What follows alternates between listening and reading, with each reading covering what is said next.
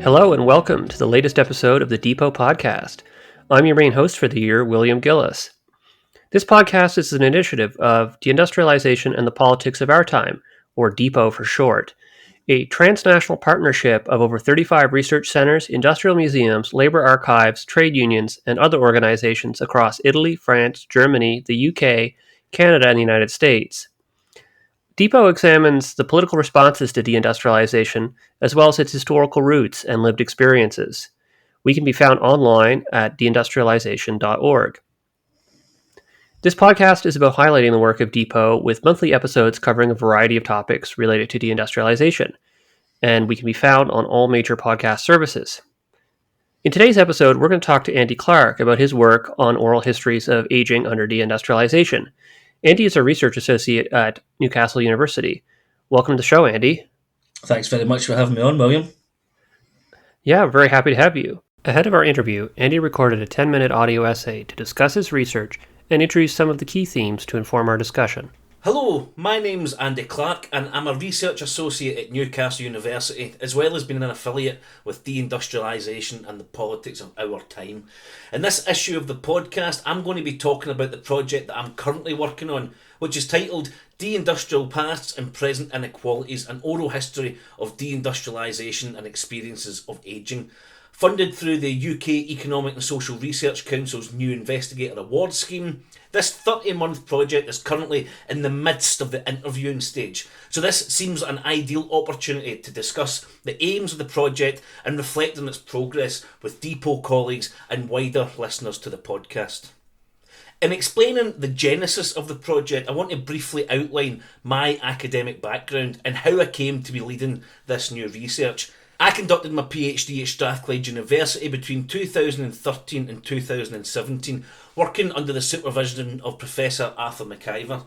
This research, which culminated in my first book, Fighting Deindustrialization, was fundamentally a labour history approach to factory closure and class activism in 1980s Scotland. I focused on 3 instances of factory shutdown where the workers launched militant campaigns of resistance through occupations, or sit-ins as they're more commonly known.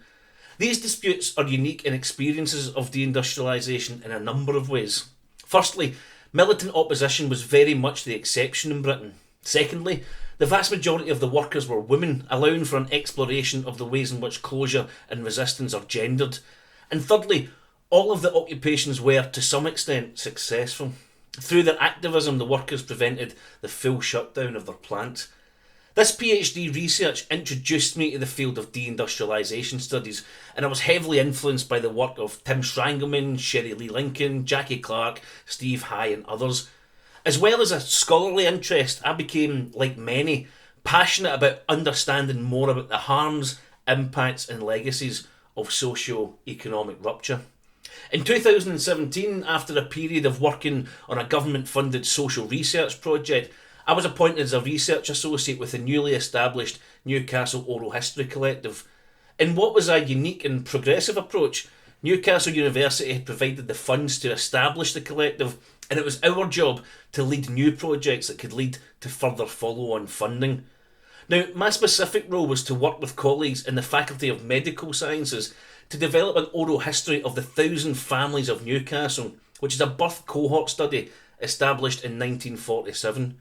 Now, whilst not directly related to deindustrialisation, I was afforded the opportunity to craft and design a project that would allow for me to intersect my research interests with those of the 1,000 Families team, led by Professor of Epidemiology Mark Pearce. The 1,000 Families study was established in the aftermath of the Second World War to research why the city of Newcastle in England had such a high rate of infant mortality and illness. Every baby born in the city during May and June 1947 was enrolled in the study, a total of 1,142 babies. Their medical records were marked with a red stamp and they became colloquially known as the red spot babies. Now, the medical study continued while the participants were in school up until around 1962 before becoming largely dormant. This was until 1997 when they turned 50, when a large follow-up was conducted, and the studies continued in various ways since then. As of 2020, there were around 600 of the original participants still engaged with the project. It was while trying to formulate a project that would combine my interest in deindustrialization with an oral history of the red spots that I was introduced to the field of social gerontology, which is the social study of ageing. In particular, I was drawn towards critical gerontology with its focus on the relationships between ageing and economic life and the ways in which class, gender, ethnicity and social policy contribute to well-being in later life. There's an important crossover with critical gerontology in oral history. Critical gerontologists emphasise the importance of older people's voices, narratives and experiences in understanding social justice and injustice in the ageing process. The focus is not only how people think about ageing, but how they feel about getting older and the factors that influence these experiences. My interest in critical gerontology from a deindustrialisation perspective was peeped through the notion of cumulative advantage and disadvantage. According to Heather Fuller Iglesias, multiple disadvantages have a cumulative effect on outcomes in later life, including in subjective well-being, physical and mental health, life expectancy, financial security, living environment and social connectivity, as well as a range of other factors. Amanda Grenier outlines how experiences related to work, poverty, unemployment earlier in life have significant impacts on precarity in older age, arguing for the need to understand life course trajectories. The connections between this work and the focus of deindustrialisation studies became apparent to me while putting together this project. It appeared to me that scholars in these distinct fields are analysing very similar issues but are not in dialogue with one another, and it is this interconnectedness that my work aims to explore through pulling together strands in epidemiology, critical gerontology, oral history and deindustrialisation. At least one thing I can never be accused of is not being attentive to interdisciplinarity. And the aims of the project are representative of these. Firstly, on a practical level, I'm conducting an oral history of the 1,000 Families birth study. Through interviewing those who have participated for 76 years, I'm collecting data on their memories of being a red spot in childhood, reflections on their involvement over the life course, as well as collecting broader life histories of the baby boomers of Newcastle. These interviews will be added to the archives of the 1,000 Families study, adding a new layer of subjective narrative data to the extensive medical records that have been collected since 1947. But it's the intersection of deindustrialisation and well-being in later life that is the key academic focus of this work. The primary research question is what role, if any, does deindustrialisation play in contributing to cumulative advantage and disadvantage in narratives of ageing in later life? Here, I'm interested in understanding whether we can isolate experiences of deindustrialisation in the 1970s, 80s and 90s and understanding how a subsample of the red spots reflect on their experiences of ageing and well-being in later life. Drawing on Sherry Lee Lincoln's notion of the half-life of deindustrialisation, I'll interrogate the legacies of manufacturing contraction over the short, medium and long term among a group of participants who have lived through this period of acute social change. I've selected 1,000 family study participants who were employed in industrial work through their life course and have conducted first interviews with 28 participants. These first interviews were very much open-ended, subjective life history conversations with little thematic structure or intervention on my part. In the early new year, I'll return to the interviewees for a follow-up session that will hone in on experiences of deindustrialisation, focusing on the ways that the interviewees reflect on how it has, or has not, shaped their ageing process and the accumulation of advantage or disadvantage in later life. So, with that introduction out of the way, can you tell us a bit more about the 1,000 Families of Newcastle? Why was it created? Yeah, so the 1,000 Families of Newcastle started off very much as a birth cohort study, began in 1947, as I said in the introductory piece. The main impetus for its origin was the high level of infant mortality and morbidity that existed in the city of Newcastle in the years leading up to the Second World War. They'd originally planned to begin the project in the late 1930s, but the outbreak of war obviously put a stop to that. So once wartime had ended and you've got the kind of post-war boom, medics at the Sir James Spence Institute, which was linked to the University of Newcastle at the time, started to revisit the problem and the issues of illness and infection in babies and young children, really aiming to understand what were some of the social, environmental and economic factors that could explain the high levels of infant mortality and morbidity.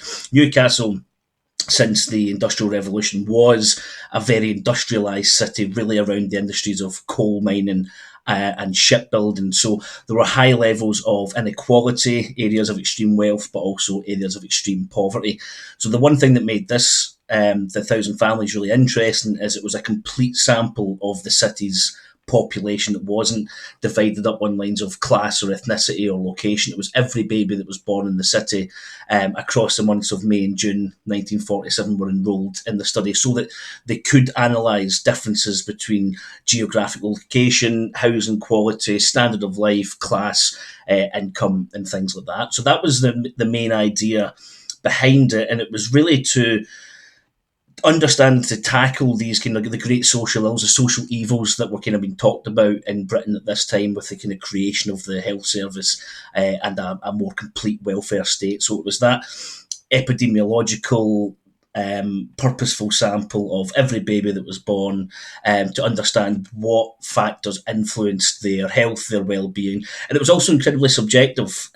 So the families were visited by healthcare professionals, and it was very much of its time. It was comments on the how the mother behaved, how the father, what the father was like. Did they drink too much? Where did they work? It was very much trying to create a holistic sense of what contributes to health and well-being in babies and young children. And the really interesting thing for my project is it's now also almost doing the opposite end of the life spectrum. It's thinking about what contributes to health, well-being in the kind of aging process 76 years later on. Yeah, this is a very fascinating little bit of a project in terms of both as like connected to the administrative welfare state and what then this provides researchers later, because your project is looking at perhaps something they didn't consider at all. So what other research other than yours has this project produced? In the early stages of the study, it was really quite revolutionary in how it identified things like poverty, poor housing, inequality as being instrumental in understanding childhood development.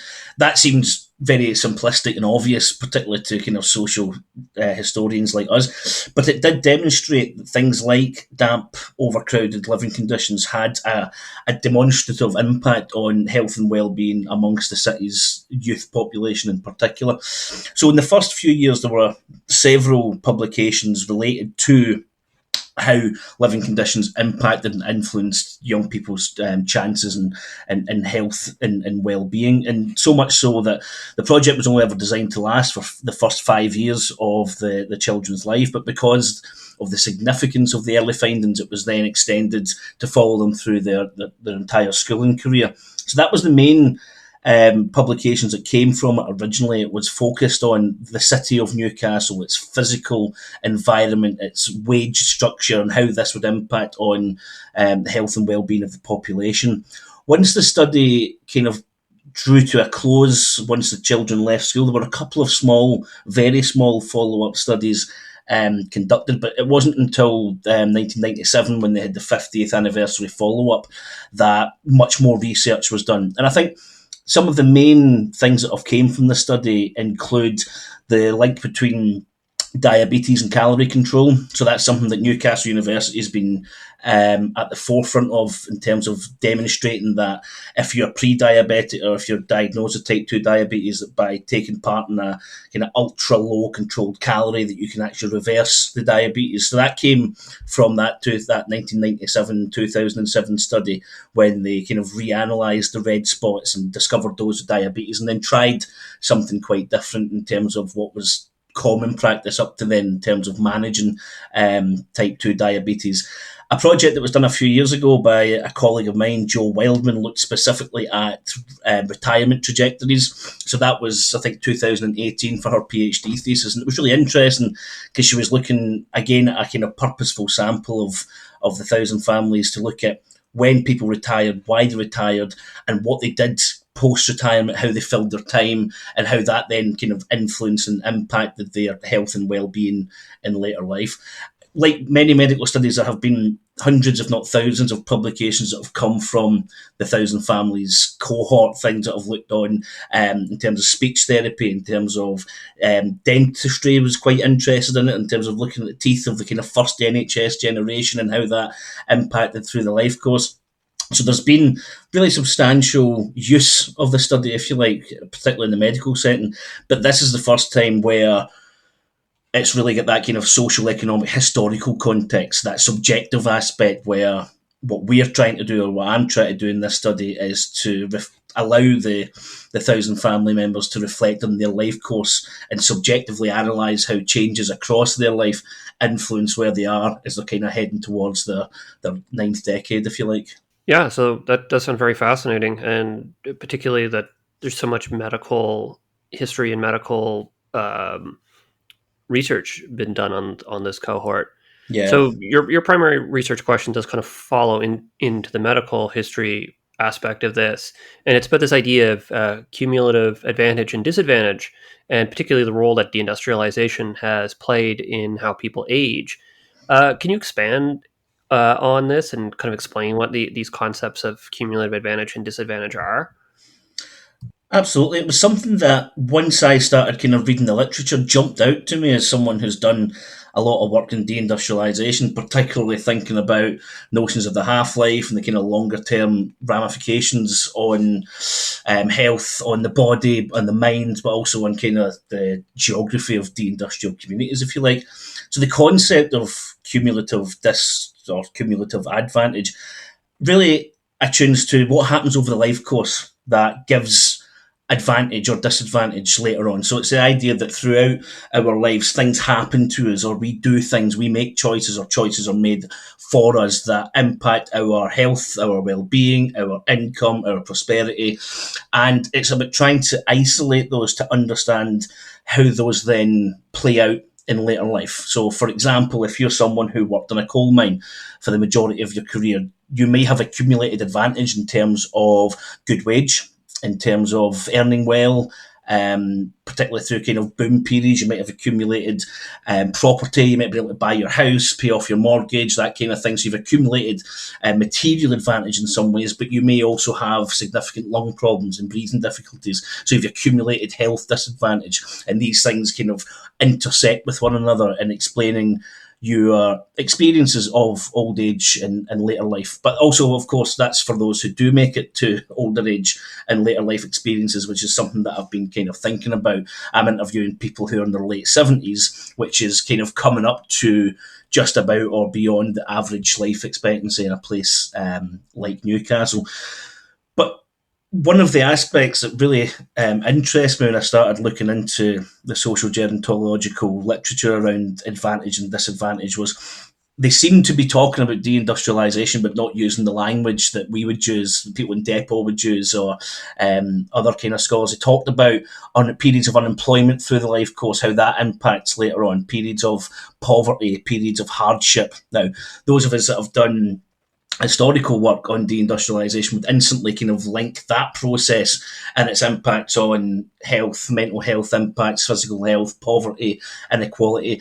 And it very much seemed that we were discussing similar things, similar aspects of some similar factors, but not in the same kind of language. So the main aim in the project from a kind of academic standpoint is to try and draw those links between the field of gerontology, which looks at this advantage that's cumulative over the life course, and the work that we do, looking at historic deindustrialization, but then its longer-term ramifications and impacts, and to try and isolate, if possible, deindustrialization specifically as a factor in explaining cumulative advantage or disadvantage. Interestingly, when I first started the project, coming from my own background, I very much assumed, and you should never assume in these things, but the hypothesis very much was, well, yeah, if you went through deindustrialization and the kind of experience of brutality in the 70s and 80s, that's going to have had a disadvantage impact on you later on in life. But that's maybe not necessarily what I'm finding in the fieldwork that I've been doing, and I know we'll get questions about that later on, but that's the kind of main thing that's flagging up, that my hypotheses might have been completely incorrect. And actually, the people that I'm speaking to at this moment in time, because of the historic periodisation of deindustrialisation, their experience of manufacturing closure might just contribute to being an advantage in their later life, which is kind of what I've been spending my Christmas break trying to wrestle around in my head, because there's nothing worse than the hypothesis. It's fascinating when it goes against your original kind of expectations, but it's also a bit of a plays in the mind a little bit when it's not quite lining up the way you thought it would. Yeah, when your findings don't seem to agree with what you think is a fairly obvious research question. Yeah. So you mentioned social gerontology, and also in your introductory audio essay, you had talked about this idea of critical social gerontology as an approach. Can you explain what that looks like in practice? Absolutely. Critical gerontology emerged in the Western world pretty much through the 70s and 80s, the kind of the era of Margaret Thatcher, of Ronald Reagan, of neoliberalism, of the society is dead, long live the individual. So again, if we're looking at deindustrialization, again, the chronology of the literature ties up as well, because it was at this point where older people were seen as a burden. Those who were aging were costing money, they were wasting resources when they weren't actually economically productive. No, it's looking at the individual as a commodity, as a producer, as a consumer, whereas when people are in their 60s, 70s and 80s, they increasingly become, recipients of welfare, recipients of support and healthcare and things like that. So critical gerontology really pushed back against this idea of seeing older people as a problem, and stressed the importance of agency amongst older people. What do older people want in a society that they live in? What would benefit them? What would an age sensitive community look like? How can we, rather than just treat old people as an issue to be dealt with, how can we bring them into the kind of conversations about the future of society and how that can be changed to improve the lives of everyone, not just those who are contributing to the economy? So it was very much the kind of Marxist approach to seeing people as beyond just simply producers and consumers, and trying to understand changes in society that would influence well-being amongst older people. And as I mentioned in the audio essay, it really draws in with oral history, which is my other kind of disciplinary background, because it privileges the voice of older people rather than treating them. And you see this in current contemporary dialogue, you see this quite a lot. It treats older people as people who are talked about. What are we going to do about older people, rather than kind of speaking with those who are undergoing the aging process to understand what it is they want, what their needs are, what their wants are, what their desires are. And the other interesting aspect for this for me was I had got the funding for this project in December 2020. Yeah, it was. So I was writing the funding application during the first kind of serious lockdown of the kind of COVID-19 pandemic. And just being on Twitter and following people who I knew from critical gerontology literature, you've seen this play out in real time. You've seen this kind of idea of older people as a problem. And particularly in the UK discourse around COVID, it's only something that will kill older people. It's only something that will hurt older people. We can't close down the economy just to protect older people. And critical gerontologists were really engaged in this. People like Professor Tom Scharf, who's just recently retired from Newcastle, he was kind of linking this back to the work they were doing in the 70s and 80s, saying, things might have changed in terms of better awareness around ageing and well-being, but when push comes to shove, when there's a massive crisis and health catastrophe that impacts and influences older people more, the same narratives of, well, we can't stop everything for younger people in order to keep older people safe. So that was an interesting real-time example of what critical gerontologists talk about and discuss in terms of older people and their positionality in society. So that was very much where, again, looking at deindustrialization literature and my own background, having consistently interviewed older people about their experience of historic factory closure and how that's influenced and impacted their life since then, it seemed to me to be a reasonable line to just kind of draw that further out and to look at aging process and specifically what does it, to take Tim Strangleman's kind of famous quote, how does it feel and what does it mean to live in a deindustrializing society as you're becoming a much older person and as you've lived through that over a number of decades. That's the kind of the crux of where the project is. This is a bit speculative, but you mentioned COVID and its impact on social gerontology, and I wonder if there's any sort of intersection between this and deindustrialization in what's been happening. But maybe you might catch some of that in your project.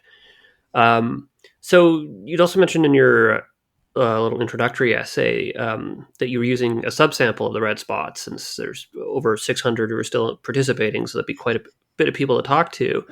And specifically, this subsample was industrial workers. So why did you choose them specifically to look at deindustrialization? I mean, firstly, I wish that I did have the funding, time, and resources to interview the full 600, because it would be a hell of a project to do. But yeah, so the reason I narrowed it down to those who'd worked in industry was really to tie it into that kind of main research question, looking to speak with people who had trained as engineers, as miners, who'd worked in these industries and lived through the kind of downsizing of Britain's manufacturing economy. That's the primary group that I want to speak with. But I've also been speaking with and interviewing those who worked in industries associated to that. Particularly people who worked in pubs and restaurants and bars, kind of trying to get the holistic sense of deindustrialization and its kind of multifaceted impacts. And the way that we chose the people to interview, it was really interesting. The data in terms of the spreadsheet of the 1,000 families, I gave to one of my colleagues in the medical school a very broad parameters of who I wanted to speak to. So it was, people who'd worked in industry. It was also people who'd experienced downward social mobility between 77 and 97, because that was something that they'd tried to capture in the data collected then. So again, looking at people who'd become poorer during that period of accelerated industrial contraction. And really, I passed it over to the colleagues in the medical school who ran the formulae and all the things that people can do in Excel, which is definitely beyond my comfort zone. And they just sent me back study numbers with very limited snapshots of who these people were. So I still didn't know who the people were at this time. But I could see that they were born, the area they were born in, where they currently live, what their job was in 1967, 97, 2007, and a little bit of biographical detail about them. So essentially, I just picked the ones that were most interesting and most relevant to the study. So, for example, one person in 1997 was working in a food production factory, and by 2007 they were working as a cleaner in a school. So that seems interesting, what's happened over that kind of 10-year period where someone's working in production that's now working in the service sector, the kind of things that would be of interest to understanding deindustrialization. A lot of the demographics were selected for me. So, of course, everyone was born in 1947. Everyone's white British, which I think I mentioned in the audio essay. I'm wanting to try and counter with a second cohort. And I think by pure chance, there's a pretty even gender split amongst the people that I'm interviewing. I would have to double check my spreadsheet, but having done 30 interviews, it certainly doesn't feel, as I'm sitting here reflecting on the last few months of fieldwork that I've been interviewing, in particular more men or more women. So that's how we came up with that purposeful sample. As I said, 30 was the number, the kind of golden number that I was hoping for. The one good thing about doing an oral history like this is the hardest thing in oral history is trying to get people to come forward to take part in interviews. You can try advertising campaigns, you can try lots of things. Whereas I was very fortunate that I had everyone's address and contact details, and they had been involved in this project since 1947, so it wasn't something that was kind of coming out of the blue. So I think in total, I sent out 100 letters and received around about 35 to 40 responses, which even just thinking about it from a social science perspective is a massive positive response to asking people to take part in a study. You're talking about 30, 40%. Some people got back in touch with me to say they couldn't take part, or wrote back on behalf of their partners who perhaps had poor health. And a couple of cases wrote back to tell me that the person I tried to contact had passed away, because that's something that is not updated in the study anymore due to kind of changes in data protection legislation.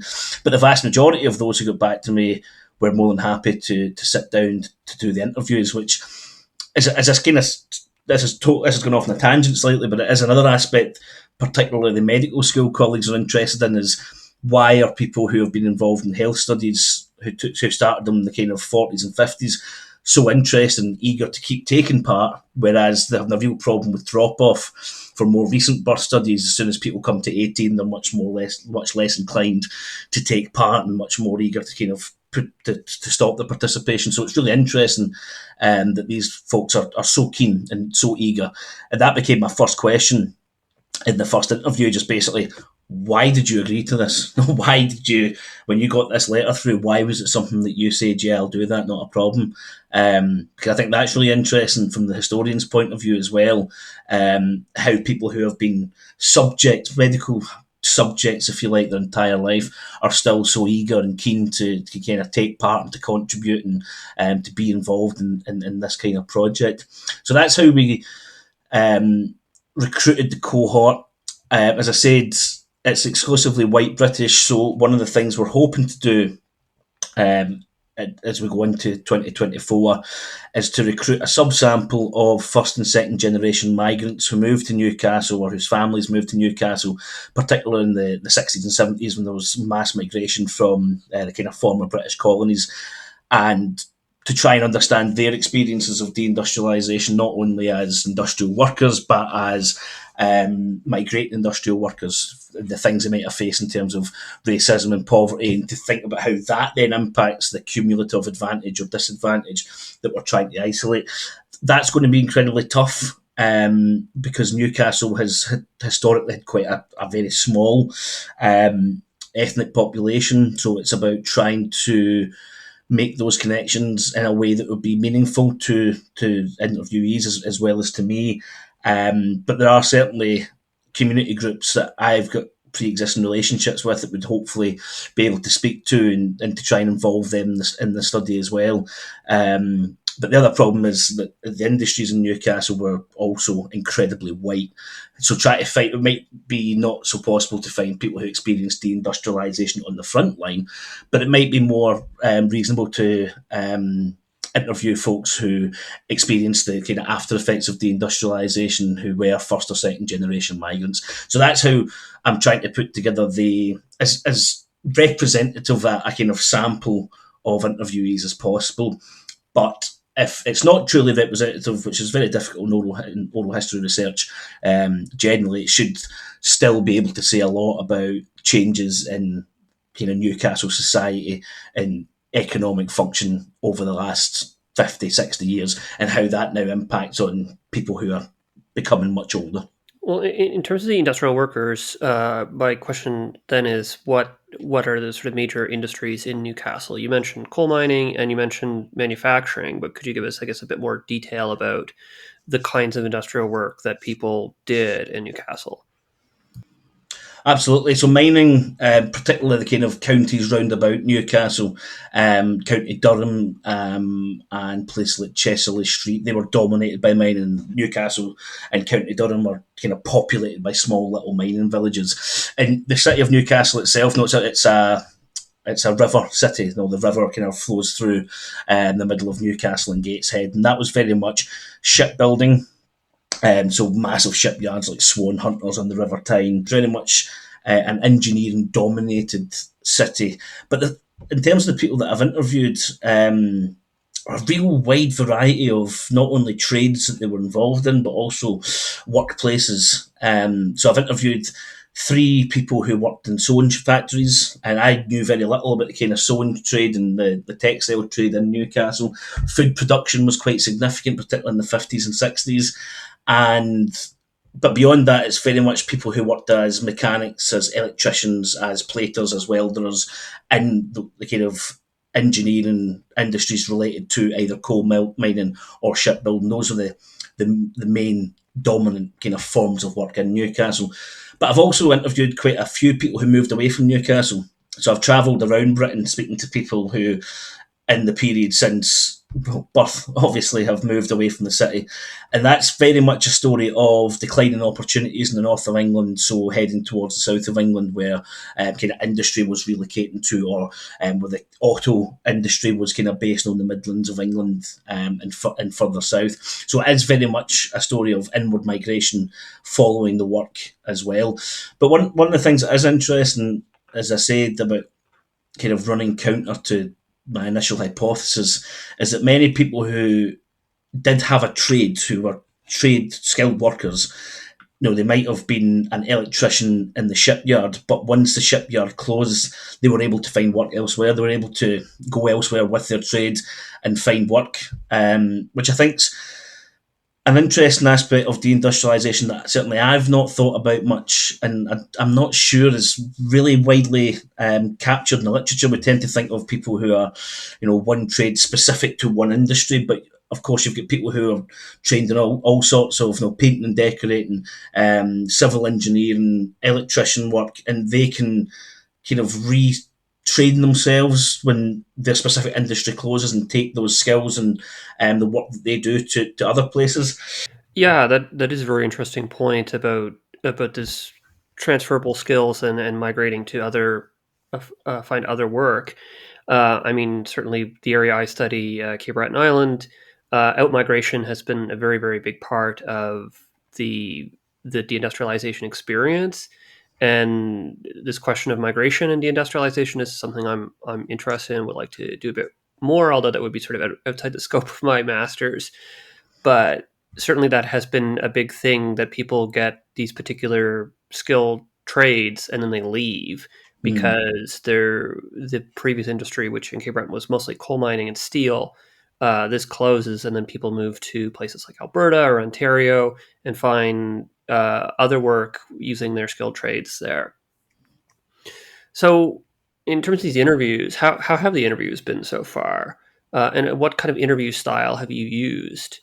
So as I mentioned earlier, I've done the first group of interviews. So everyone's been will be interviewed on a minimum of 2 occasions. And that's an approach that I've kind of developed or used more over the last number of years, working with Graham Smith at the Oral History Unit. So these first interviews have been very much open life history, subjective interviews, starting with the kind of the first main question is, tell me about yourself, to allow the interviewee the opportunity to explain their life story in their words in a way that they're comfortable with, to touch on the things they want to touch on, with very little probing or prompting from me. There's maybe 3 or 4 questions that I want to ask during that first interview, but that's very much kind of setting it up for the second interview. Things like, what did you work as? If they don't cover that in the initial kind of part, then I'll ask that. Or, how has the area changed over the last 40, 50 years? And how does it feel to be living in this area as someone who's getting older? That's the kind of all I've really asked. So it's been very much interviewee-led, allowing them to highlight the aspects of their life course and their experience that they place importance and significance onto. And very much, although it's almost kind of cliche, it's to let them speak in their own words about their life and their experiences. In the early new year, I'll go back and I'll be much more kind of forensic interviewer, if you like. So what I'll be doing is generating a much more detailed and structured interview schedule that will align both to their life, so it'll be specific to each person based on re-listening to the first interview, but it'll also have certain set questions in relation to this research, in relation to deindustrialization specifically, and experiences of closure specifically. Because it's always, I don't like to interview someone and say, tell me what you think of deindustrialization, because there's so many assumptions in that one question that you're putting on the interviewee. So that's very much in the first interview, to let them try and explore their thoughts on social change, economic change through gentle probing. And then the second interview is much more, tell me what you think about deindustrialisation, because we've already done the first part. And how the interviews have been, they've been fascinating. No, with any project, any oral history-based project, you never know what you're going to come across. You never know who you're going to come across. You never know what stories you're going to listen to. And I think the main thing that's come across from all of them is, in terms of being part of the study, is a real sense of wishing to do good. And because when I've asked the question, why have you been part of this study for so long, the kind of main response is, well, because if there's something wrong with me and they can use me as someone to identify why that's happened, if it can help someone else, then that's great. And I think there is something to that, and there is literature in kind of medical humanities and health history, particularly that first generation of NHS users, if you like, that there was a sense of, well, we can't just get this for free, we have to give something back. And that's this kind of reciprocity of, if I'm getting all this health checks free at the point of use, then it's absolutely fair game that if I'm asked to give something back, then I want to do that. I want to try and participate in some way. And I think that's something that's really interesting in terms of the health history aspect of it. One of the frustrating aspects of the first interviews, and I kind of touched on this, is deindustrialisation hasn't come up much from the people that I've interviewed. I've asked around the question in terms of particularly people who worked in industry, why did you leave that? What happened? How did that make you feel? Etc. But in terms of this kind of idea of contributing to severe disadvantage later in life, that hasn't come up. And there's a few reasons why I suspect that's the case that I'll follow up more in the second interviews. Firstly, as I said, there's it's a survivor bias. So everyone I'm interviewing 76, which is a good age to be. There'll be a lot of people who experienced the sharp end of deindustrialisation, who were 1,000 family members who have since died, kind of late 60s, early 70s. So those narratives aren't collected. So what I'll do with that is to try and kind of use the archive material to understand and analyse their experiences, the material that's been logged over their life course. The second aspect, which is the one that I'm kind of grappling with most, is that many of the people that I interviewed, yes, they lost their jobs when industry closed down, but on the flip side, they received good redundancy payments, they had established good pensions, and they were able, as I said earlier, to take their trade and work elsewhere. So in that respect, there is a cumulative advantage for some people who experienced the kind of the brutality of deindustrialisation, because they were able to, not all, but some were able to use it as a kind of advantage. Many people I spoke to started their own small businesses: plumbers, electricians, pipe fitters. They used the redundancy money that they got when their specific employer closed down to kind of become small businessmen, predominantly men. And I think that's really interesting, because it's perhaps this group of workers who are now 76 years old had a different experience of deindustrialisation from those who came after. And that's where that's where my thinking is at the moment. Whereas with many industries closing, it's a full brutality of rapid closure, minimum redundancy payments. When these folks lost their job due to manufacturing decline, there still appears to have been some form of moral economy of deindustrialisation, that yes, this place is closing, but you are entitled to payments of X, Y, and Z. You are entitled to kind of maintain your pensions. And perhaps these workers were just before the sharp end of sudden closure, with no redundancy, with no kind of support, which we associate much more with deindustrialisation, particularly in the kind of mid to late 80s and early 90s. So that's what the second interviews are really going to look at, a real chronology of folks' experiences, and to ask those direct questions of how has what happened in their life contributed to where they are just now, and is it the fact that for some people deindustrialisation was an advantage because it gave them opportunities that they wouldn't have had, or is that just a kind of fluke of this specific cohort? But hopefully it is adding to the complexity of our understanding of the deindustrial experience, and it isn't linear one way or the other. Because certainly I didn't expect to kind of interview people, and very much a good number, perhaps half of those that I've interviewed have said, "Oh, yeah, I lost my work in the kind of mid to late 70s, but then that gave me the opportunity to go on and do something else." And that's not something that I've come across in my previous work, because my previous work's very much focused on sudden closure and the kind of significant impacts that has on people. Whereas perhaps for this cohort, it's a different story of deindustrialization that kind of transcends the model economy and balances between the model economy and the period of kind of rapid neoliberalization. As I say, I'll find out more about this over the next 2 or 3 months while I do the second interviews, but it has been a surprising finding for the first half of the project, but it's one that I'm really looking forward to exploring more, and to really kind of speak with people about how they talk about their advantage. Because if I'm speaking to people who are, and sometimes if you interview someone in their home, you can often tell before the interview begins if you're speaking to someone who's in a position of privilege, because you're standing outside the house that they live in. And there has been a few times during this project where it's been like, holy hell, look at the size of this place. Because these are people that probably bought cheap with redundancy payments from industries closing, and to kind of been able to maintain that. So it's a totally different story of deindustrialization than the ones that I've researched previously, and it's fascinating in ways that I didn't necessarily expect it to be. Yeah, it does give point to these very diverse sets of experiences to deindustrialization, as well as you talk about like this moral economy of how, particularly I guess the welfare state approached deindustrialization, how in some periods it was better than it would be later. And I think of but also I think of the small business aspect of people who sort of use their redundancy and their skills and transferred into becoming a small business owner. It almost like follows a very like Thatcherite idea of how workers were supposed to respond to this industrial closure, is that they should become self-starters and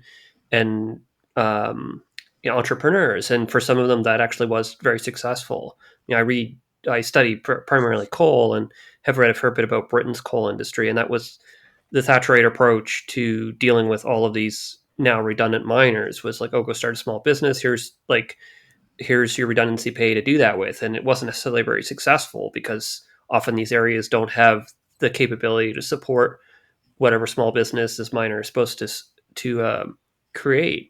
And like this, and also the state approaches to this, I find very fascinating. Not to get too much into my own research, but that's a question I've always had, because what I'm looking at is the closure of coal mining in Nova Scotia, where you do have this big state intervention, that instead of the sudden closure happening in 1967, you get this drawn out, almost 35-year period of state ownership that sort of prevents this instantaneous collapse. But then you still have this much slower process of deindustrialization, which may have like created these more diverse experiences for people, that beyond just merely like loss and destruction. I mean, I haven't fully researched all of it yet, but I mean, that's an interesting angle that you've kind of highlighted here for me. Yeah, and I think. Sorry. Oh, continue. No, the one aspect that I haven't been able to tease out so far is, although many of these people have went on to, become quite wealthy and quite comfortable in later life, they still live within areas that have been significantly harmed by deindustrialization, right? When we think about Lincoln's half-life notion, we're talking about areas of extreme inequality, of extreme poverty, of extreme health difficulties. And what I really want to touch on in the second group of interviews is, how do those aspects impact the lives of these people? So even if these folk had been able to do this kind of Thatcherist ideal of starting your own business and pick yourself up, they still live within an area that's one of the poorest in the UK. So do they attribute that to deindustrialization? Do they attribute that to socio-economic change? Or do they take an individualist approach to understanding how some people fall behind, if we use that kind of language as well? I think that's going to be really interesting. But I mean, it's interesting when we talk about the Thatcherite ideas. Everyone, even those I interviewed that became small business people, and there's still this kind of real reticence to talk about conservative ideas, and because it is Newcastle being a kind of traditionally very Labour centric city. So I wonder if it's almost like they kind of bought into Thatcher without agreeing with Thatcher. So maybe it could be kind of picking and choosing which parts of that they could use. But again, the one aspect of it is I am speaking to those who are still alive, and not only alive but fit enough to take part in an interview in their late 70s. So that's always going to be the kind of limitation of a project like this. When you've got a set cohort of a set age, if the first funder had given us the go ahead 5 years ago when we first wanted to do the project, we could have asked these questions, but sadly it took a little while to get off the ground. But yeah, and the other flip side of that is from this project, it's my hope to not only bring me into dialogue with social gerontology and Asian studies, but to internationalise this kind of idea of cumulative advantage and disadvantage through deindustrialization studies. So you're talking about the work you do with miners in Nova Scotia. I'm thinking about the work that Lauren does with textile workers in Montreal. These research questions applicable in different contexts. So that perhaps this is the situation for people in their late 70s in Newcastle, but can we take this research design and these questions and this approach and apply them to textile workers in Montreal in the 90s or coal miners in Nova Scotia in the 60s and 70s to try and build an international profile of age and well-being in later life and the kind of role of deindustrialization within that? Yeah, that's the big thing about DePot is creating like these transnational linkages in the research. Yeah. So you mentioned earlier that you found your interviews kind of challenged some of your assumptions that you came in with your research question about the role of deindustrialization and aging. So can you share any narratives that challenge this, or even also ones that you found like confirm this, or ones that sort of don't necessarily have anything to do with either challenging or confirming? Yeah, and I think it goes back on to what we were just talking about. It's folks who have done very well financially, despite working in declining and contracting industries. People who reflect on deindustrialization or workplace closures as being something that had advantages for them, that had kind of positive impacts in their life and contributed to improved well-being. So again, this all goes kind of counter to what my thoughts were when I began the project. But I think the main thing that's kind of struck me is when discussing the areas that the folk live in. So as I said earlier, the last question that I asked in every first interview, which was to set up for the second interview, was how has the area you live in changed over the last 30, 40, 50 years? And almost exclusively, everyone has talked about the decline of their immediate physical vicinity. But they haven't attributed it to economic change, which has been interesting. They haven't attributed it to rising unemployment, decreasing good work, decreasing real wages, increased inequality, widening gaps between rich and poor. It's been very much blamed on not so much individual behaviour, but blamed on, discussed through their perception of social decline. So it's the idea of community not being what it once was, but in trying to understand the reasons for that, there's been a lot of vagueness and kind of blaming what I would see as not what should be blamed. So there's been a lot of kind of discussion around simple things like litter in the streets or kind of decline in urban environment, but in discussing those, it's not been through the lens of social investment or welfare investment. It's been very much through the lens of people who live in areas are making them worse than they once were. And it's interesting because it's almost the kind of idea of people who benefited from a lot blaming others who are benefiting from nowhere near what they had. So there's been a lot of kind of comment about people who rely on welfare support, on the welfare state, despite these interviewees kind of being the first generation who really benefited from a welfare state. And that's kind of seen as a problem. So the really interesting aspect has been, who do people blame for the condition their communities are in? Why do they blame those factors and not other factors? So in the second interviews, it's going to be interesting because I want to probe that further. But as an oral historian, you can't really get into a debate with your interviewee because the whole point is to understand their perspective and where they're coming from. So that's what I said about kind of developing a nuanced interview schedule that kind of allows for an exploration of some of these complaints from the interviewees about the current society and current social makeup, if you like, but in a way that allows to understand why they came to those views, when they came to those views, and how they articulate those. So one of the things that I'm doing for that, which I've never done before, but it's quite necessary, I think, is I'm going to workshop this problem.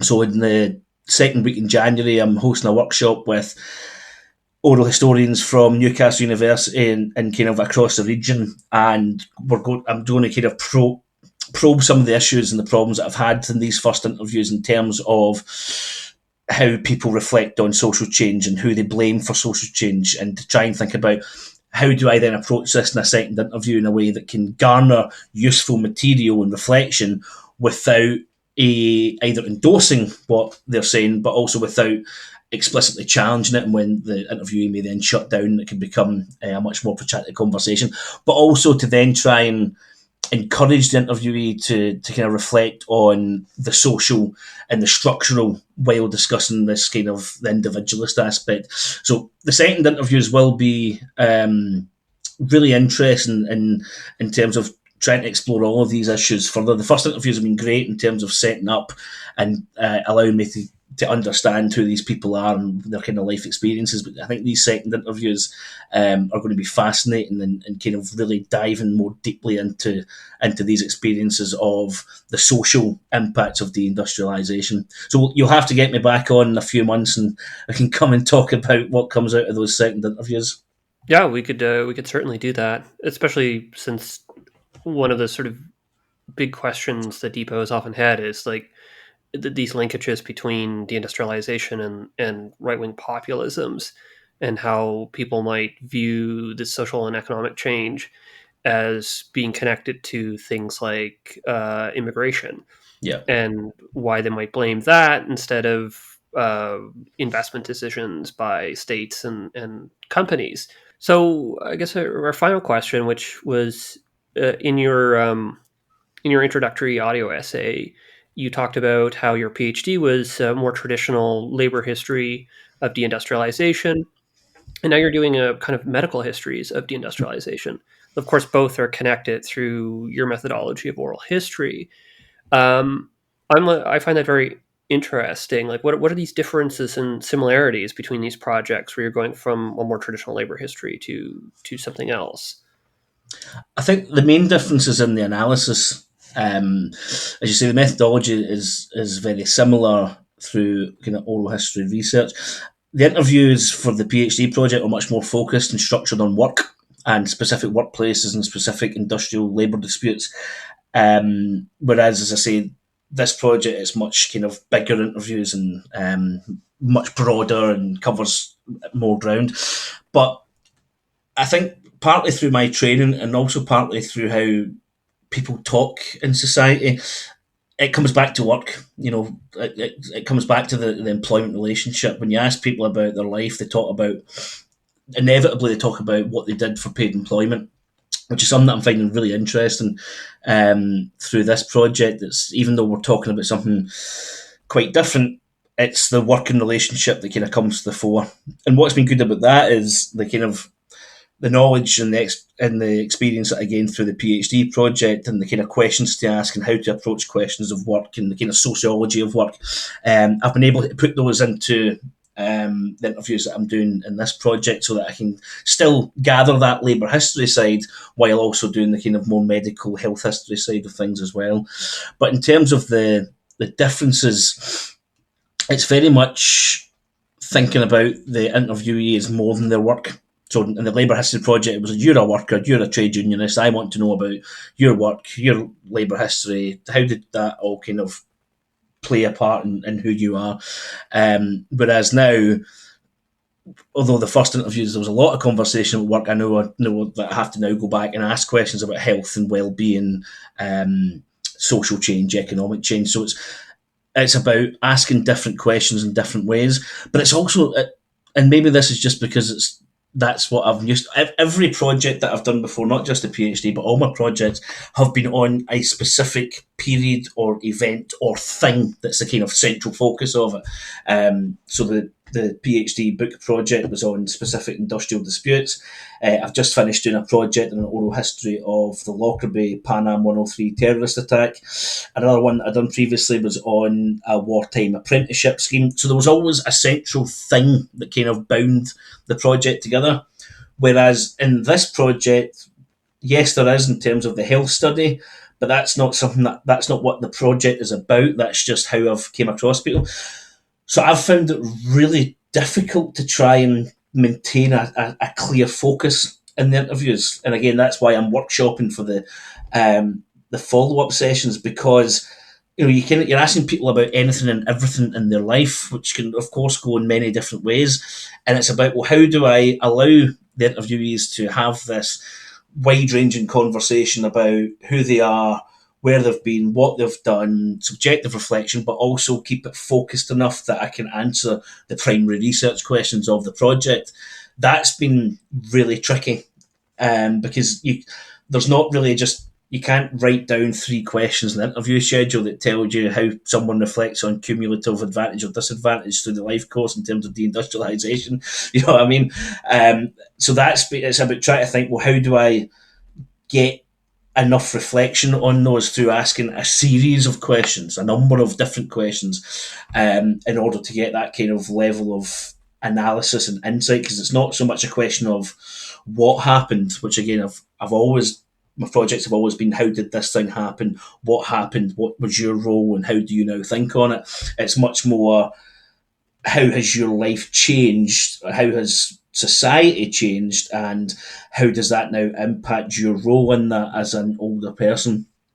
So that's certainly been the big difference. And there's been times during the first interviews where I've sat listening and engaging to the person talking to me, and I've thought, I have no idea what to ask next. When they stop talking, I have no clue how to follow up, because they could be talking about anything. And that kind of gives you that sense of panic and sense of dread. It's like, well, when they put their audio full stop here, I don't know what I'm going to ask next, because there's not a natural place for me to then go. I've always managed to find something, but it's not been in that kind of, so then what happened next, then what happened, and how did that feel? So that style of, although the methodology is similar in terms of oral history, the practice of it across in this project from all of my previous projects is massively different, which has been fascinating, but challenging, which is why I said again, I'm going to workshop this to try and get expertise and support from people that have done this kind of project before. Because I think it's important to realise that if you work with other people who do similar work and use similar methodologies, that you should probably kind of try and take advantage of that expertise wherever you can.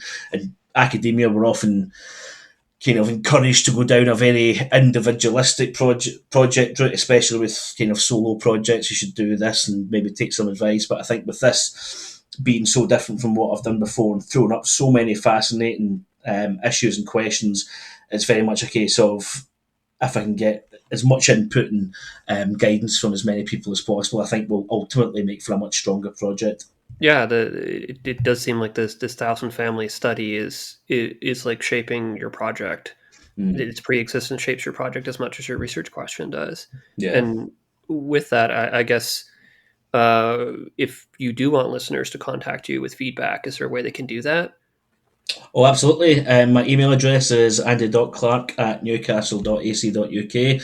Please feel free to get in touch with anything. It would be great to hear from people that have done maybe similar work, or maybe completely dissimilar work, but have got some kind of insights or ideas. Always open to discuss with the kind of wider deindustrialization community. Absolutely. So You mentioned you're doing another round of follow-up interviews with people, and then presumably you're going to start to put this together into some kind of final research project. What are the next steps for this project?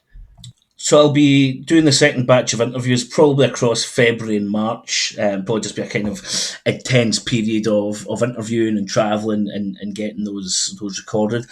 After that, the main outputs that I'm hoping for from the research project will obviously be the kind of final project report that will be sent to the funder. We're looking to do a symposium at the British Gerontology Society conference, which is in Newcastle in July. I'll send a link to that in the show notes because I'm hoping to compile a panel of people that are interested in deindustrialization who are doing similar themes, that we can begin this conversation between deindustrialization scholars and critical gerontologists. After that, there'll be a public lecture at some point in Newcastle on the broader Thousand Families project, but while also talking about this specific aspect of deindustrialization. And beyond that, it will be no doubt hopefully 3 or 4 journal articles and a monograph to come out the back of it. But the main thing that I'm hoping to achieve through the project is to bring that closer linkage between historians and all scholars of deindustrialization with the kind of social gerontology, ageing and well-being in later life, because I think there's a crucial conversation that could be being had there that's maybe just not quite taking place at the moment. So that's the main thing that I'll be doing over kind of the second half of 2024. Well, very interesting. You'll have to invite these social gerontology scholars to our DePot conference in Glasgow in June. Absolutely. So this brings us to the end of the episode. And I'd like to thank Andy very much for appearing on our show to discuss his fascinating work on these oral histories of aging and deindustrialization. Thanks very much for having me, William. Yeah, you're very welcome. And again, this podcast is an initiative of DePot and can be found on all major podcast services. Our website is deindustrialization.org, which is full of information about the project, and you can sign up for a monthly email newsletter. And thank you again for listening to this episode, and we'll be back again in another month. Goodbye.